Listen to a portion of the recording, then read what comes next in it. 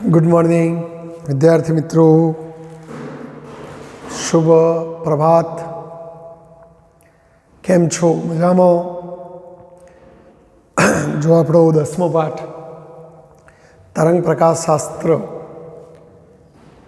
गई कालना अगाउना लेक्चर में आपणे तरंग अग्रनी बात करी।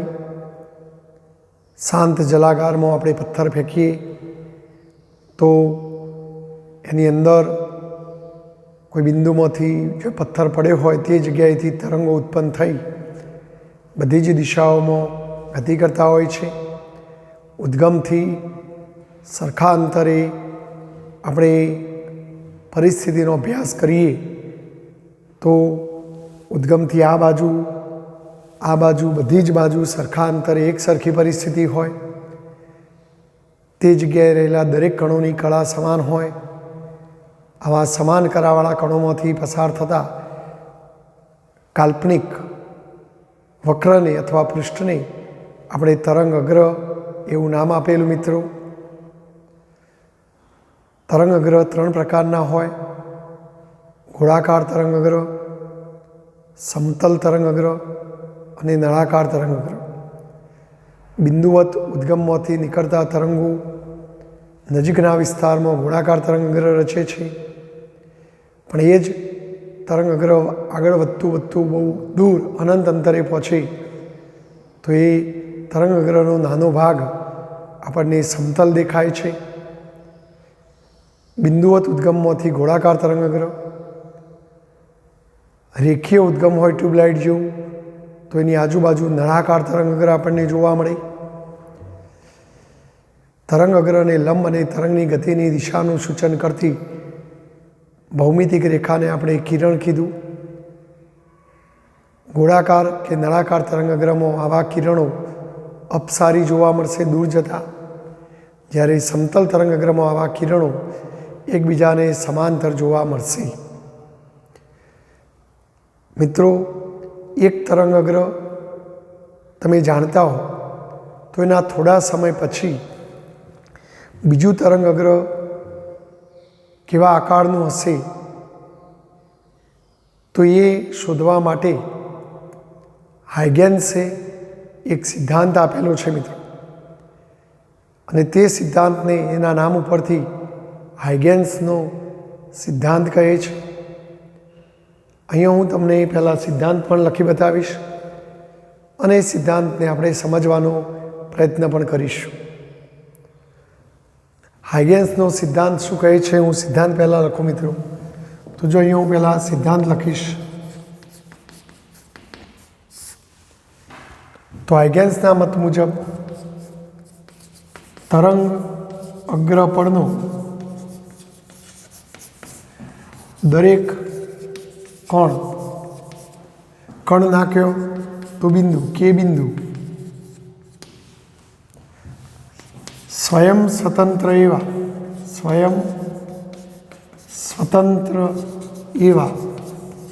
गौण उद्गम तरीके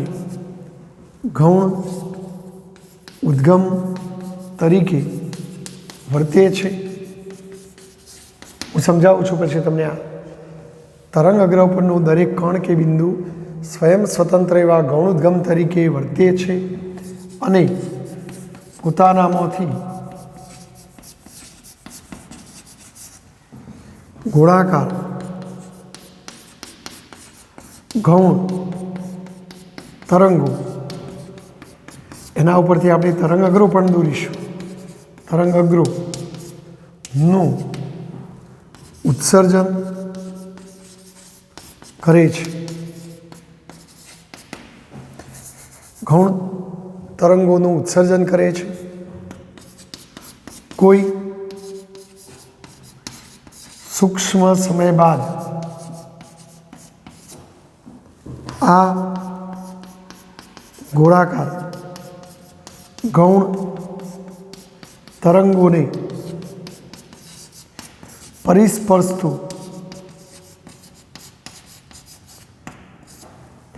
पृष्ठ दौड़तो ते नवा तरंग अग्रनु તમને સ્થાન અને સ્વરૂપ દેખાવ દર્શાવે છે. તો આને હાઇગેન્સનો સિદ્ધાંત કહેવામાં આવે છે. જોઈએ, આપણે સમજીએ મિત્રો. ધારો કે અહીંયા શાંત જલાગારમાં કોઈ જગ્યાએ તમે પથ્થર નાખ્યો, તો આમાંથી ચારે દિશાઓમાં તરંગ પ્રસરવા, બરાબર. તો આપણે બહાર તરફ ફેલાતું તરંગ લઈશું. જો અહીંથી તરંગ આ રીતે ગતિ કરતું કરતું કરતું આગળ વધવાનું મિત્રો.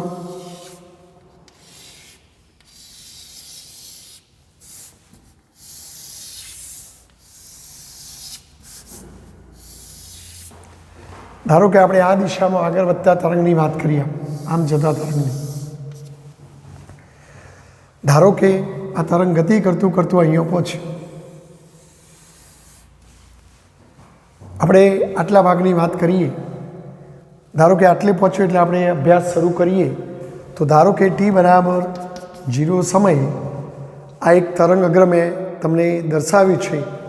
ધારો કે આનું નામ આપીએ F1 F2, બરાબર. હવે હાઇગેન્સ શું કહે છે કે તમે જે તરંગ અગ્ર લીધું એ તરંગ અગ્ર ઉપરનો દરેક કણ, દાખલા તરીકે આ બધા અસંખ્ય કણો હોય. ધારો કે આ બધા નમૂના રૂપે 2-3 કણો હું દોરું. ધારો કે આ એ કણ, અથવા આપણે આને કહીએ એ કણ, બી કણ, સી કણ, બરાબર. તો આ તરંગ અગ્ર ઉપરનો દરેક કણ કે બિંદુ, એ બિંદુ, બી બિંદુ, સી બિંદુ, બિંદુ એ બોલાય. સ્વયં, સ્વયં એટલે જાતે, સ્વતંત્ર એટલે પોતપોતાની રીતે ગૌણ ઉદ્ગમ તરીકે વર્તે છે. જો આપણું ઓ એ મુખ્ય ઉદ્ગમ છે, ખરેખર તરંગ તો ઓમાંથી જ નીકળી, એટલે મુખ્ય ઉદ્ગમો છે. પણ હાઇગેન્સ કહે છે કે આ એ બી સી એ ગૌણ ઉદ્ગમ તરીકે વર્તે છે અને પોતાનામાંથી ગોળાકાર ગૌણ તરંગોનું ઉત્સર્જન કરે છે. જેમ આપણા ઓમાંથી આ ગોળાકાર તરંગો નીકળ્યા, એમાં હવે એમાંથી પણ આવા ગોળાકાર તરંગો નીકળશે આમ, બરાબર મિત્રો. બીમાંથી પણ એવું થશે મિત્રો, આવા ગોળાકાર ગૌણ તરંગોનું ઉત્સર્જન થશે. સીમાંથી પણ આવા ગોળાકાર ગૌણ તરંગોનું ઉત્સર્જન થશે મિત્રો. તો હાઇગેન્સ કહે છે કે આ દરેક કણો સ્વયં એટલે જાતે જ, સ્વતંત્ર એટલે બીજાના ઉપર આધાર રાખ્યા સિવાય ગૌણ ઉદ્ગમ તરીકે વર્તે છે અને પોતાનામાંથી આવા ગોળાકાર ગૌણ તરંગોનું ઉત્સર્જન કરે છે, બરાબર.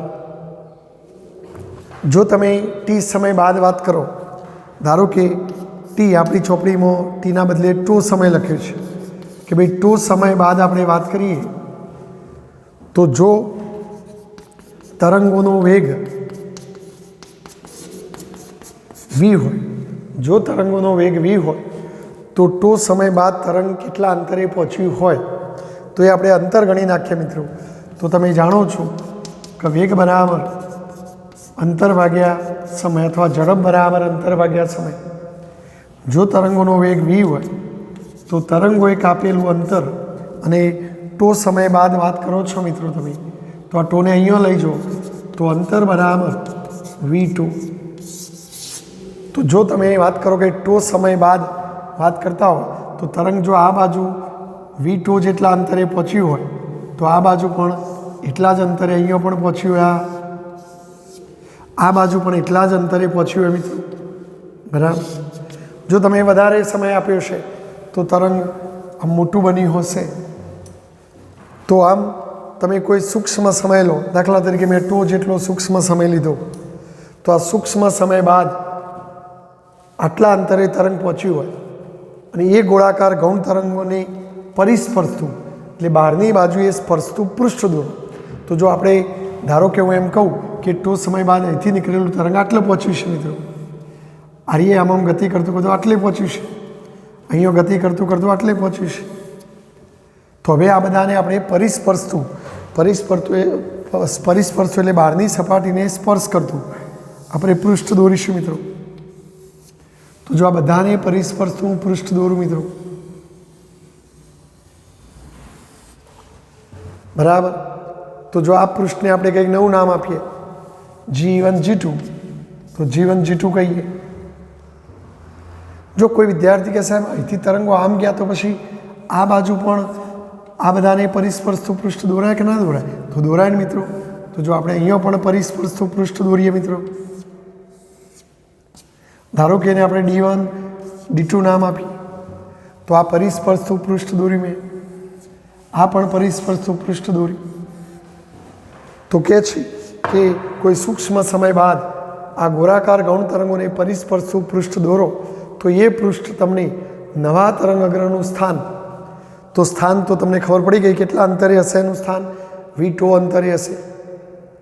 અને સ્વરૂપ એટલે દેખાવ. તો જો મૂળ તરંગ અગ્ર ગોળાકાર હતું તો નવું તરંગ અગ્ર પણ ગોળાકાર છે. તો એ સ્થાન અને સ્વરૂપ આપણને દર્શાવે છે, બરાબર. દરેક કણ આવું કામ કરશે મિત્રો. હવે ખરેખર તો તરંગ એકવાર ઉત્પન્ન થયા પછી સતત આગળ જ વધતું હોય, તો આ તો તમે પાછળ આવતું બતાવ્યું. તો આ એક એની મર્યાદા છે મિત્રો. અને આ મર્યાદાનો અર્થઘટન સમજાવવા માટે હાઇગેન્સે તરંગની તીવ્રતા દર્શાવવા માટે 1 + cos θ એવું સૂત્ર એને આપ્યું. જો થીટા એ તરંગની અગ્ર દિશા સાથે બનતો ખૂણો, તો જો આપણું મૂળ તરંગ અહીંથી નીકળીને આમ ગયું, અહીંથી નીકળીને આમ ગયું, અહીંથી નીકળીને આમ ગયું, તો જો તમે આ જગ્યાએ વાત કરો મિત્રો, તો જો આ જગ્યાએ આ ભાગ આમ છે અને આ જગ્યાએ આ ભાગ આમ છે. હવે આ જગ્યાએ જો તરંગ અગ્ર ગૌણ તરંગ અગ્ર આમ હોય તો એ પૃષ્ઠને રજૂ કરતો ક્ષેત્રફળ સદિશ આમ દોરીએ આપણે, કારણ કે આપણે આમ ગોળો લઈએ તો પૃષ્ઠને રજૂ કરતો ક્ષેત્રફળ સદિશ પૃષ્ઠની સપાટીને લંબ દોરાય મિત્રો. તો જો આ જગ્યાએ આમ આવશે અને આ જગ્યાએ આમ આવશે. હવે આ જગ્યાએ આપણી મૂળ તરંગ અગ્ર તરંગની દિશા આમ છે, તો આ દિશા અને આ દિશા એક જ, એટલે θ 0 થાય. જ્યારે આ જગ્યાએ શું પરિસ્થિતિ થાય જુઓ તમે, કે મૂળ તરંગ આમ જઈ રહ્યું છે અને ક્ષેત્રફળ સદિશ આમ છે, એટલે બંને પરસ્પર વિરુદ્ધ છે. તો θ બરાબર શું થશે મિત્રો? પાઈ થશે. માટે આ આગળની દિશા માટે θ 0, તો એ તીવ્રતા બરાબર 1 + cos θ, θ 0, અને cos 0 બરાબર 1, માટે 1 + 1 એટલે 2 થશે. જ્યારે આ પાછળની દિશા માટે જો 1 + cos θ, પણ પાછળની દિશા માટે આમ છે ને તરંગની મૂળ પ્રસરણની દિશા આમ છે, એટલે θ પાઈ થાય. માટે 1 + cos π, અને cos π એટલે -1, 1 + -1 0. તો આ રીતે હાઇગેન્સે એક ભૌમિતિક અર્થઘટન દ્વારા અનૌપચારિક રીતે આ રીતે સમજાવવાનો પ્રયાસ કરેલો કે આગળની દિશામાં તીવ્રતા વધી જાય, પાછળ શૂન્ય થઈ જાય. એટલે આપણે પાછળ ભલે દોર્યું એટલે એકવાર દોરવાનું પછી ખોટું પાડવાનું કે ભાઈ તરંગ એકવાર નીકળ્યા પછી આગળ જ જાય, પાછળ આવે નહીં. તો જો ફરી એકવાર, તરંગ અગ્ર ઉપરનો દરેક કણ કે બિંદુ સ્વયં સ્વતંત્ર એવા ગૌણોદ્ગમ તરીકે વર્તે છે અને પોતાનામાંથી ગોળાકાર ગૌણ તરંગોનું ઉત્સર્જન કરે છે. આપણને પુસ્તકમાં આ જ આકૃતિ દોરીને બતાવી છે, પણ એમાં તરંગો ઉપર જતા દોરેલા છે મિત્રો. જો આવું બતાવેલું હશે પુસ્તકમાં, આવું બિંદુ, બરાબર, અને આ રીતે તરંગો ગતિ કરતાં કરતાં આમ જતા દોરેલા છે. ધારો કે આપણે કોઈ ક્ષણે તરંગ તમારું આટલે પહોંચ્યું, બરાબર, ધારો કે તરંગ ઉમાંથી નીકળીને આટલે પહોંચ્યું છે અને તમે અભ્યાસથી શરૂઆત કરો તો એ T બરાબર 0 સમય કહેવાય. અને એ વખતે આ તરંગ અગ્રને F1 F2 નામ આપ્યું છે. હવે હાઇગેન્સ કહે છે કે આ તરંગ અગ્ર ઉપરનો દરેક કણ, દાખલા તરીકે આ એક કણ લઈએ, એ કણ, તો એ સ્વયં જાતે સ્વતંત્ર એટલે પોતાની રીતે ગૌણ ઉદ્ગમ તરીકે વર્તે છે. મુખ્ય ઉદ્ગમ તો આ છે, હવે ગૌણ ઉદ્ગમ તરીકે વર્તે, તો એ પોતાનામાંથી આવા તરંગોનું ઉત્સર્જન કરશે. ધારો કે આપણે કોઈ સૂક્ષ્મ સમય ટો બાદ વાત કરીએ તો ટો સમય બાદ અહીંથી નીકળેલું તરંગ જો આ દિશામાં મિત્રો અહીંથી નીકળેલું તરંગ V2 જેટલું અંતર કાપી અને અહીંયા પહોંચ્યું હોય તો આ બાજુ પણ એટલા જ અંતરે પહોંચ્યું હોય. તો જો અહીંયા આપણે આમ બતાવવું હોય તો આપણી ચોપડીમાં આમ બતાવ્યું છે, એમ આ બાજુ પણ આવું બતાવ્યું છે, એમ. એટલે વાસ્તવમાં કહેવાનો મતલબ કે આમ આખું ગોળ છે, પણ આપણે ખાલી નાની ચાપ દોરી છે. જો તમે અહીંયા બિંદુ લીધું હોત તો એમાંથી પણ એ રીતે જ મિત્રો આવું તરંગ તમને નીકળતું જોવા મળત.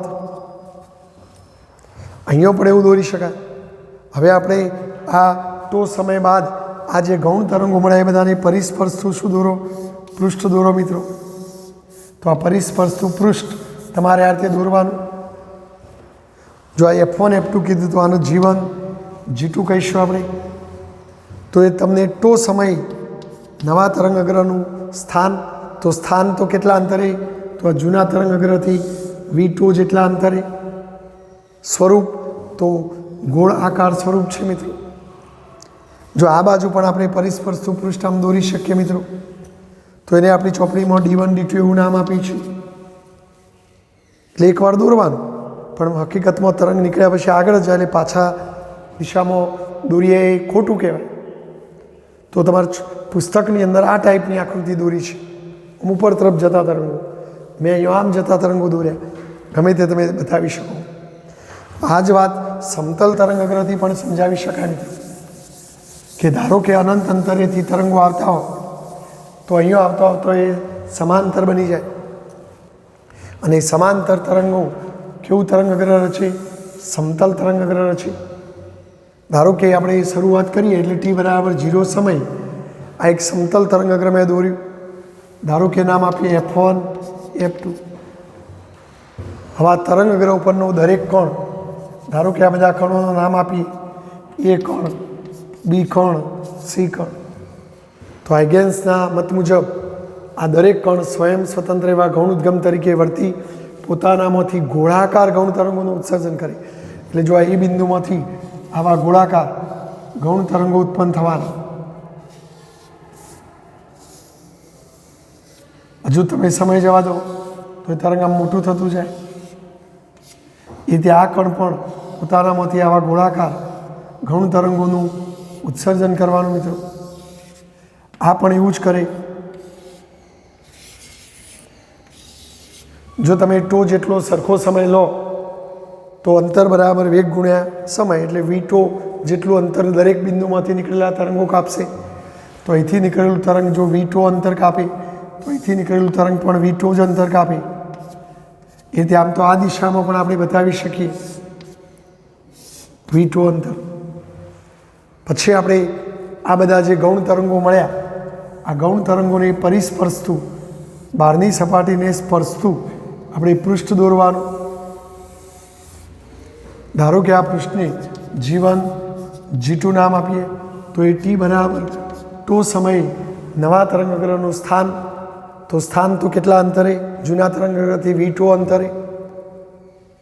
પાછળ પણ આવું દોરી શકાય, પણ મિત્રો આપણે હમણાં જ કીધું એ પ્રમાણે તરંગ એકવાર નીકળ્યા પછી આગળની દિશામાં વધતું હોય એટલે પાછળ દોરીને પછી ખોટું છે એવું બતાવી દેવાનું.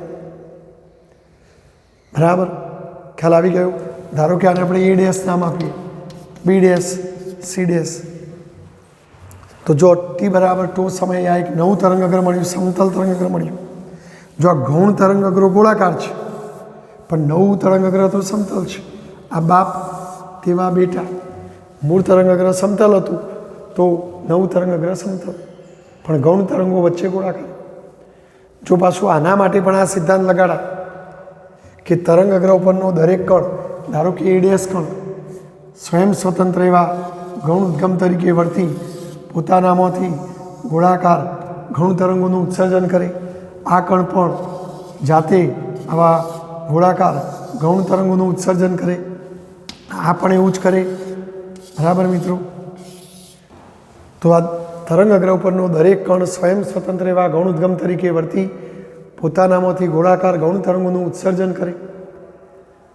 હવે તમે જે સમય બાદ વાત કરતા હોય તો એ સમયે આ તરંગો ગતિ કરીને જેટલે પહોંચ્યા હોય તો એ આ તરંગ અગ્રોને પરિસ્પર્શ શું દોરવાનું? પૃષ્ઠ. તો પાછું એ પૃષ્ઠ તમને તે સમયે નવા તરંગગ્રહનું સ્થાન અને સ્વરૂપ આપે, બરાબર. તો આમ એક તરંગગ્રહ ઉપરથી 9 તરંગગ્રહ શોધી શકાય. તો આમ t બરાબર 0 સમય તરંગગ્રહનો આકાર તમે જાણતા હો તો તે પછીના કોઈ પણ ટો સમય તરંગગ્રહનો આકાર કેવો હશે તે હાઇગેન્સના સિદ્ધાંતથી શોધી શકાય. તો બોલો, આ સિદ્ધાંત તમને ખ્યાલ આવવો જોઈએ મિત્રો. તો આ સિદ્ધાંત પુસ્તકમાંથી કુમાર કે મોડર્ન કે BS શાહ જેવા પ્રકાશનો કે અન્ય કોઈ તમારી પાસે પ્રકાશન હોય તો એમાંથી વ્યવસ્થિત તૈયાર કરવાનો અગત્યનો પ્રશ્ન છે મિત્રો, વારંવાર પૂછાતો હોય છે મિત્રો. અને હવે આ તરંગ અગ્રહનો વાદ, દેટ મીન્સ તરંગવાદ જો સાચો હોય તો આ તરંગવાદ દ્વારા આપણે પરાવર્તન, વક્રીભવન આ બધી ઘટનાઓ કેવી રીતે સમજી શકાય. જો એ બધી ઘટનાઓ આ તરંગ અગ્રહના વાદથી સમજી શકાય તો જ આ પ્રકાશનો તરંગવાદ સાચો ગણાય. બાકી આ બધી ઘટનાઓ સમજાવવામાં જો એ નિષ્ફળ જાય તો આ તરંગનો વાદ યાની કે તરંગ અગ્રહનો વાદ ખોટો છે એવું સાબિત થાય મિત્રો. તો જો હાઇગેન્સનો તરંગવાદ સાચો હોય તો એ પરાવર્તન, વક્રીભવન જેવી ઘટનાઓ પણ સમજાવી શકતો હોવો જોઈએ. તો હવે પછીના પ્રશ્નોમાં આપણે આ તરંગ અગ્રવાદ દ્વારા પ્રકાશનું પરાવર્તન, વક્રીભવન આ બધું સમજવું છે મિત્રો.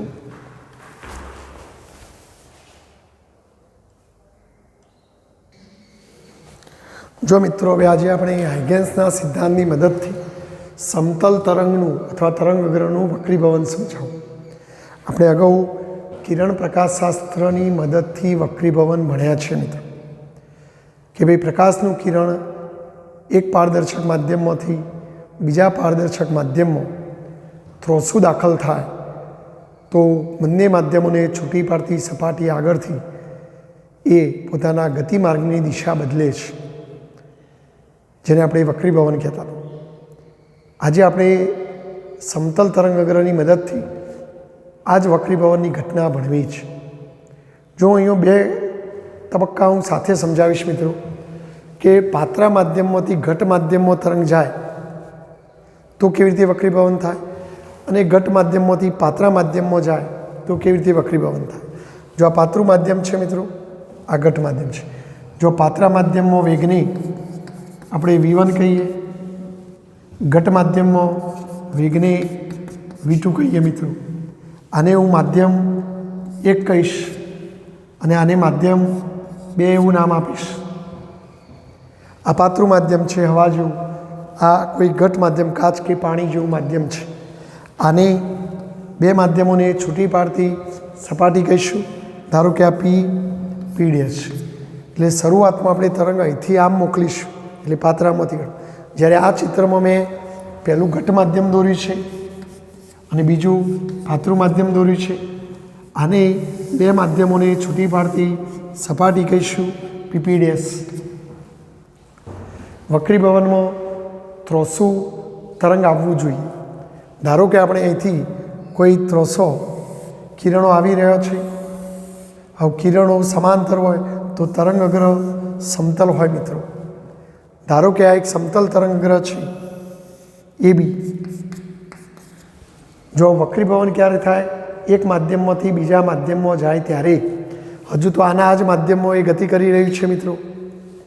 ધારો કે આ તરંગ અગ્રહ ગતિ કરતું અહીં આવ્યું, એટલે જો આ એ છેડો અહીં આવ્યો, આ બી છેડો એક વખત અહીં આવ્યો છે, એટલે હું અહીંયા બતાવીશ તમને મિત્રો કે ભાઈ ચલો આ એક AB તરંગ અગ્રહ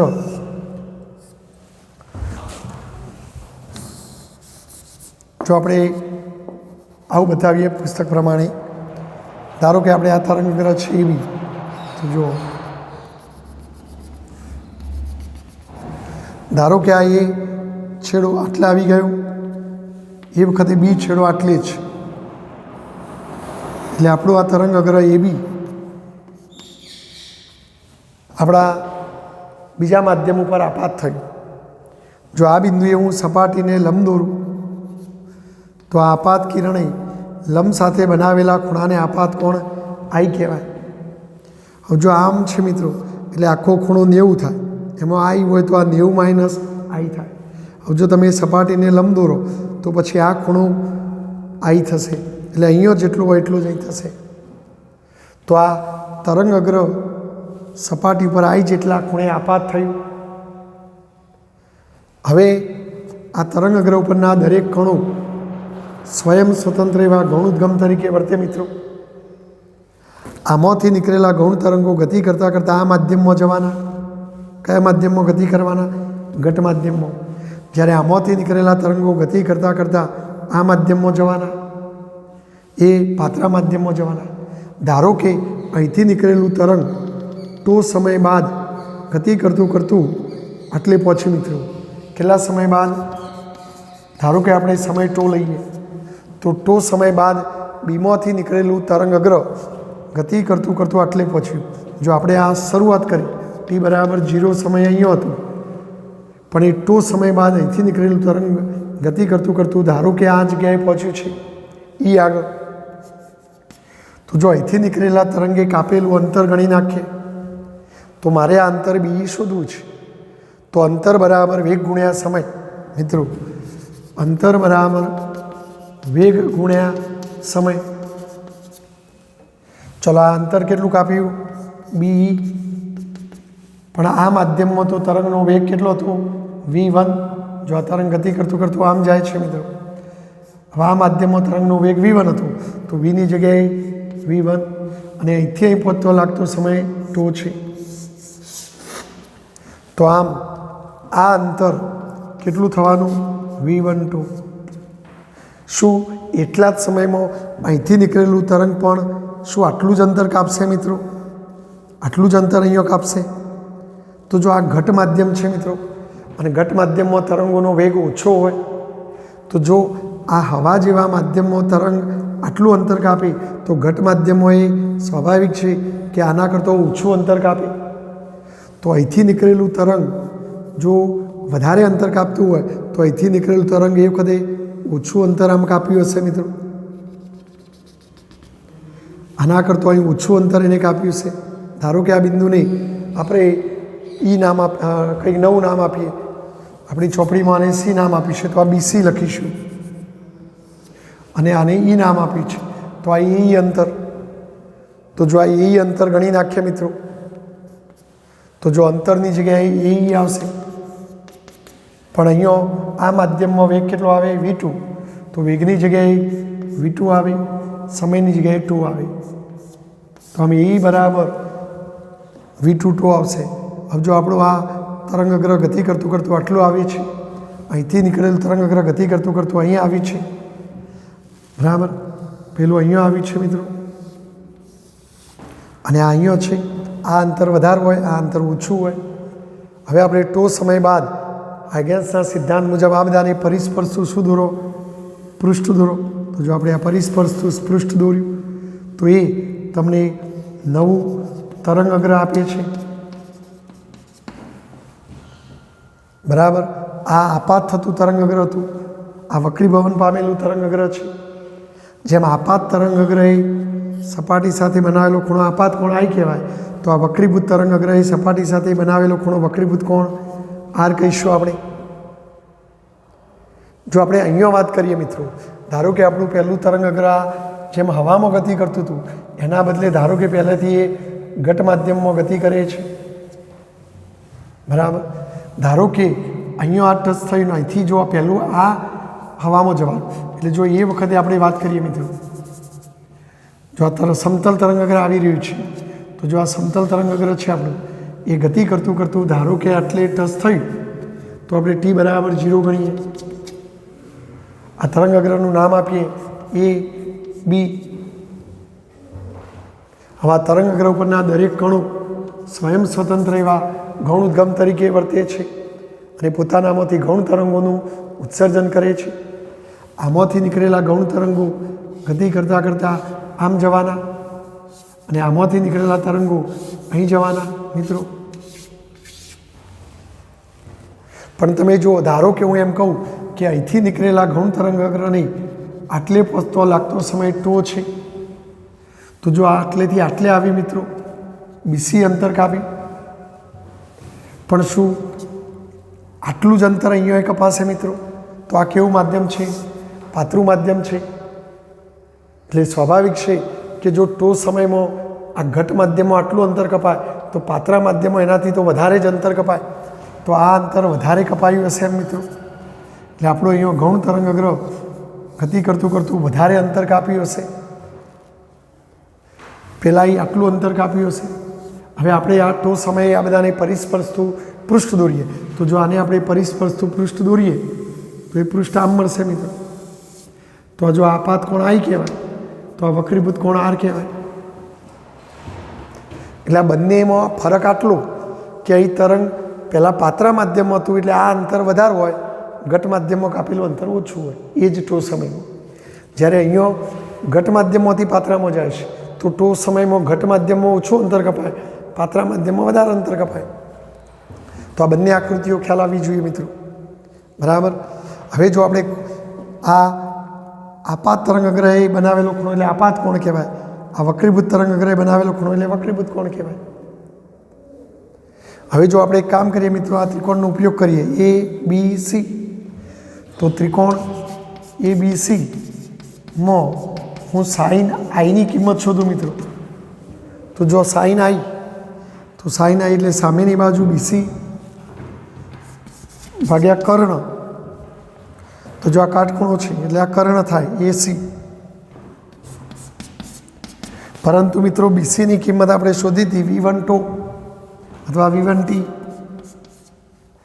અને એસીની કિંમત ખબર નથી એટલે આપણે આવું જ લખીએ. ચલો રીતે આપણે આ નીચેનું ત્રિકોણ લઈએ AEC, ત્રિકોણ AEC માં સાઇન આર લઈએ મિત્રો. તો સાઇન આર એટલે સામેની બાજુ એ ભાગ્યા કર્ણ AC, પણ એની કિંમત V2 ટો હોય મિત્રો અપોન AC. ચલો આપણે આ બંનેનો ગુણોત્તર લઈ લઈએ.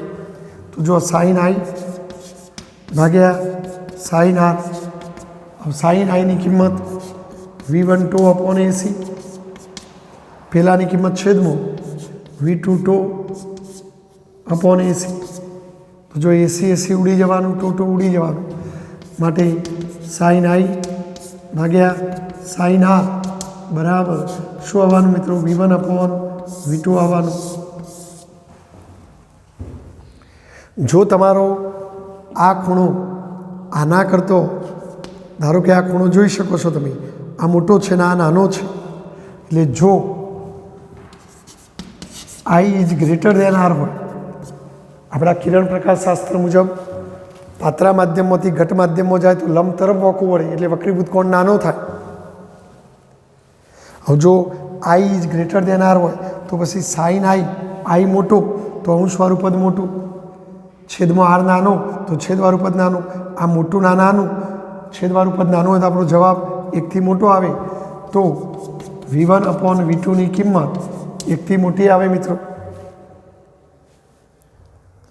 બરાબર. જો તમે આ પદને ત્યાં લઈ જાઓ તો V1 is greater then V2 થાય. એટલે પહેલા માધ્યમમાં વેગ વધુ હોય, બીજા માધ્યમમાં વેગ ઓછો હોય. આપણે પાઠની શરૂઆતમાં કણવાદની વાત કરી હતી, ન્યૂટનનો કણવાદ, જેમાં ન્યૂટન તો એવું કહેતા હતા, એ કણવાદ આપણને એવું કહેતો હતો કે કિરણ પાત્રા માધ્યમમાંથી ઘટ માધ્યમમાં જાય તો એનો વેગ વધતો હતો, જે આપણે ખોટું હતું. પણ હાઇગન્સના તરંગવાદમાં એવી વાત આવી કે પાત્રા માધ્યમમાંથી ઘટ માધ્યમમાં જાય તો વેગ ઘટે, અને જો આ એ જ વાત બતાવે છે કે વેગ બીજા માધ્યમમાં ઘટ્યો. બરાબર. એટલે આ તરંગવાદની વાત સાચી છે મિત્રો. તો બોલો ખ્યાલ આવી ગયો. તો sine i upon sine r બરાબર V1 અપોન V2 થાય. હવે યાદ કરો મિત્રો, હવાની સાપેક્ષે પહેલા માધ્યમનો વક્રીભવનાંક N1 બરાબર C અપોન V1 થાય, જ્યારે બીજા માધ્યમનો નિરપેક્ષ વક્રીભવનાંક N2 બરાબર C અપોન V2 થાય. જો તમે આ બંનેનો ગુણોત્તર લઈ લો, ધારો કે હું N2 અપોન N1 લઉં તો N2 અપોન N1 બરાબર C upon V2 C upon V1, C ઉડી જાય તો N2 અપોન N1 બરાબર V1 અપોન V2 આવે મિત્રો. તો V1 અપોન V2ની જગ્યાએ આવું લખી શકાય. તો જો હું અહીંયા લખું મિત્રો, તો સાઇન આઈ ભાગ્યા સાઇન આર બરાબર, જો આ V1 અપોન V2 છે તો એની જગ્યાએ હું લખું N2/N1। चलो ચોકડી ગુણાકાર કરો તો N1 sin I બરાબર N2 sin R। ભાઈ આ તો સ્નેલનો નિયમ છે। તો જો વક્રીભવનનો સ્નેલનો નિયમ આ તરંગ અગ્ર દ્વારા પણ સાબિત થાય છે। એનો મતલબ કે હાઇગેન્સનો તરંગવાદ વક્રીભવનની ઘટના સમજાવવામાં સફળ થાય છે એમ કહી શકાય, કારણ કે આ તરંગવાદ દ્વારા પણ સ્નેલના નિયમનું સૂત્ર સાબિત કરી શકાય છે। જો અહીંયા આપણું ખરેખર આ તરંગ અગ્રને આમ જવાનું હતું મિત્રો, આમના આમ સીધું, પણ જો આમ થયું એનો મતલબ આ સપાટી તરફ વળવું વળ્યું, જેમ પહેલાં આમ લંબ તરફ વળવું વળતું હતું એમ આપણી આ બે માધ્યમોને છૂટી પાડતી સપાટી તરફ વળવું વળ્યું। તો પાતળા માધ્યમમાંથી ઘટ માધ્યમમાં જાય તો અંદર તરફ સપાટી તરફ વળવું વળ્યું। જ્યારે અહીં શું થવાનું જુઓ, ઘટ માધ્યમમાંથી પાતળા માધ્યમમાં જાય, ખરેખર આમ હતું તો ખરેખર અહીંયા આમ જ હોવું જોઈએ, આની જેમ જ, પણ આ પાતળું માધ્યમ છે એટલે અહીં અંતર વધારે કપાઈ ગયું, એનો મતલબ આમ ગયું તો આ સપાટીથી દૂર ગયું, જેમ પહેલાંમાં લંબથી દૂર જાય એમ આપણે આ સપાટીથી દૂર જાય। તો જો આ બંને રીતે તમે આ સમજી શકો છો મિત્રો, બરાબર છે, ખ્યાલ આવી ગયો।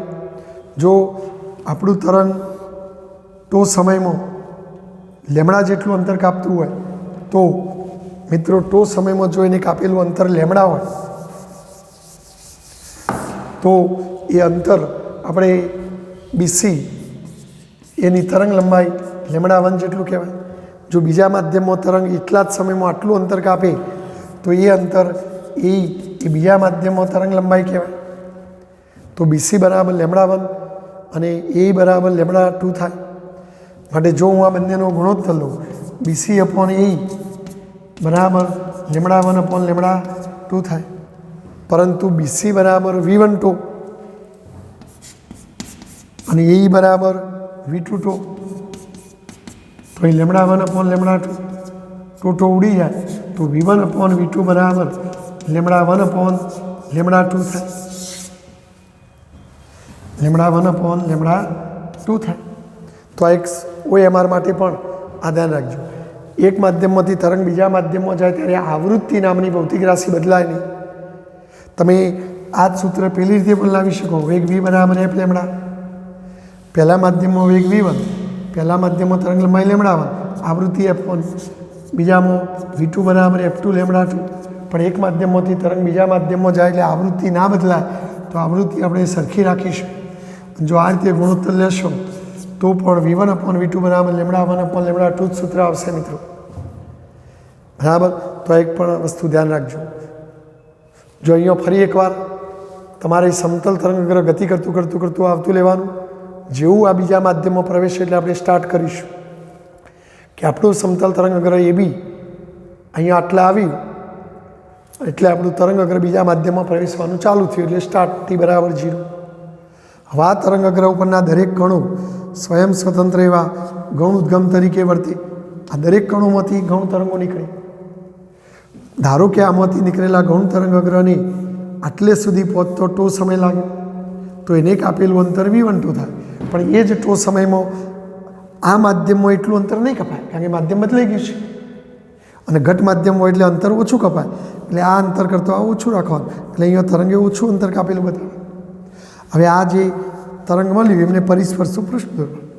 જો પાતળું માધ્યમ હોય મિત્રો આ તો પાતળા માધ્યમમાં અંતર વધુ કપાયું હોય, ઘટ માધ્યમમાં ઓછું કપાય તો આ ઓછું ના વધારે, તો અહીંયા પરિસ્પર્શનું પૃષ્ઠ આમ આવશે, અહીં સપાટીથી દૂર જતું, અહીં સપાટી તરફ વળતું વળતું આવશે, અને પછી આકૃતિ ઉપરથી આ સ્નેલનો નિયમ મેળવી દેવાનો। તો આમ હાઇગેન્સના સિદ્ધાંતની મદદથી સમતલ તરંગ અગ્રનું વક્રીભવન આ રીતે સમજાવી શકીએ। પાતળા માધ્યમમાંથી ઘટ માધ્યમમાં જાય કે ઘટ માધ્યમમાંથી પાતળા માધ્યમમાં જાય તો આ આકૃતિ જ ખાલી બદલાશે, બાકીની સમજૂતી તો એક જ ટાઈપની રહેશે મિત્રો। તો આ ખ્યાલ આવવો જોઈએ। વ્યવસ્થિત પ્રશ્ન તૈયાર કરજો, કોઈક વાર 2 ગુણમાં પૂછાય પણ તો આપણને આવડવું જોઈએ મિત્રો।